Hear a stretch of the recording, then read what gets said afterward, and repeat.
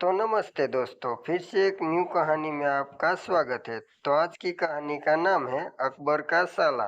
तो दोस्तों, ये कहानी एंड तक जरूर देखना, बहुत ही मजेदार और रोमांचक कहानी होने वाली है। तो दोस्तों, अभी तक इस वीडियो को लाइक नहीं किया तो एक लाइक कर देना। तो चलो बिना देरी करके शुरू करते हैं। अकबर का साला हमेशा से ही बीरबल की जगह लेना चाहता था। अकबर जानते थे कि बीरबल की जगह ले सके ऐसा बुद्धिमान इस संसार में कोई नहीं है। फिर भी जोरू के भाई को वो सीधी ना नहीं बोल सकते थे। ऐसा कहकर वह अपनी लाडली बेगम की बेरुखी मोल लेना नहीं चाहते थे। इसीलिए उन्होंने अपने साले साहब को एक कोयले से भरी बोरी दे दी और कहा, जाओ और इसे हमारे राज्य के सबसे मक्कार और लालची सेठ दमनी लाल को बेच कर दिखाओ। अगर तुम यह काम कर गए तो तुम्हें बीरबल की जगह वजीर बना दूंगा। अकबर की इस अजीब शर्त को सुनकर साला अचंभे में पड़ गया। वह कोयले की बोरी लेकर चला तो गया, पर उसे पता था कि वह सेठ किसी की बातों में नहीं आने वाला। ऊपर से वह उल्टा उसे ही चूना लगा देगा। हुआ भी यही। सेठ दमड़ीलाल ने कोयले की बोरी के बदले एक थैला भी देने से इनकार कर दिया। साला अपना सा मुंह लेकर महल वापस लौट आया और अपनी हार स्वीकार कर ली। अब अकबर ने वही काम बीरबल को करने को कहा। बीरबल ने कुछ सोचे और फिर से बोले कि सेठ दमनीलाल जैसे मक्कार और लालची सेठ को यह कोयले की बोरी क्या, मैं सिर्फ कोयले का एक टुकड़ा ही 10,000 रुपये में बेच आऊंगा। यह बोलकर वह तुरंत वहां से रवाना हो गए।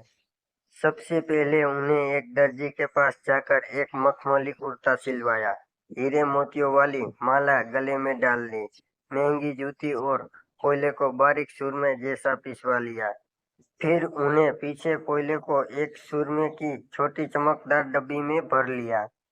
इसके बाद बीरबल ने अपना वेश बदल लिया और एक मेहमान घर में रुक कर इतिहार दे दिया कि बगदाद से बड़े शेख आए हैं जो करिश्माए सुरमा बेचते हैं, जिसे आंखों में लगाने से मरे हुए पूर्वज दिख जाते हैं, और यदि उन्हें कहीं कोई धन गाड़ा है तो उसका पता बताते हैं।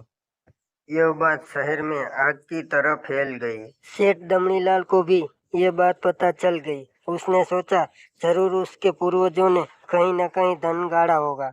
उसने तुरंत शेख बने बीरबल से संपर्क किया और सुरमे की डिब्बी खरीदने की पेशकश की। शेख ने डिब्बी के 20,000 रुपये मांगे और मोल भाव करते करते 10,000 में बात तय हुई। पर सेठ भी होशियार था। उसने कहा, मैं अभी तुरंत ये सुरमा लगाऊंगा और अगर मुझे ये मेरे पूर्वज नहीं दिखे तो मैं मेरा पैसा वापस ले लूंगा। बीरबल बोला, बिल्कुल आप ऐसा कर सकते हैं। चलिए शहर के चौराहे पे चलिए, वहाँ इसे जांच लीजिए। सुरमे का चमत्कार देखने के लिए भीड़ इकट्ठा हो गई। तभी बीरबल ने ऊंची आवाज में कहा, ये सेठ अभी ये चमत्कारी सुरमा लगाएंगे और अगर ये उन्हीं की औलाद है जिन्हें अपना ये माँ बाप समझते हैं तो इन्हें इनके पूर्वज दिखेंगे और गड़े धन के बारे में बताएंगे। लेकिन अगर आपके माँ बाप से किसी ने भी बेईमानी की होगी और आप उनकी असल औलाद नहीं होंगे तो आपको कुछ भी नहीं दिखेगा। और ऐसा कहते ही बीरबल ने सेठ की आंखों में सुरमा लगा दिया। फिर क्या था, सिर खुजाते हुए सेठ ने आंखें खोली। अब दिखा तो कुछ था नहीं, पर सेठ करते भी तो क्या करते। अपनी इज्जत बचाने के लिए सेठ ने 10,000 बीरबल के हाथ थमा दिए और मुंह फुलाते हुए आगे बढ़ गए। बीरबल फौरन अकबर के पास पहुंचे और रुपए थमाते हुए सारी कहानी सुना दी। अकबर का साला बिना कुछ कहे अपने घर लौट गया और अकबर बीरबल एक दूसरे को देखकर मंद मंद मुस्कुराने लगे। इस किस्से के बाद फिर कभी अकबर के साले ने बीरबल का स्थान नहीं मांगा। तो दोस्तों, आशा करता हूँ कि ये कहानी आप लोगों को पसंद आई होगी। अगर ये कहानी आप लोगों को पसंद आई है और ऐसी मज़ेदार कहानियाँ देखना चाहते हो तो वीडियो को एक लाइक और चैनल को सब्सक्राइब करके हमें सपोर्ट करना।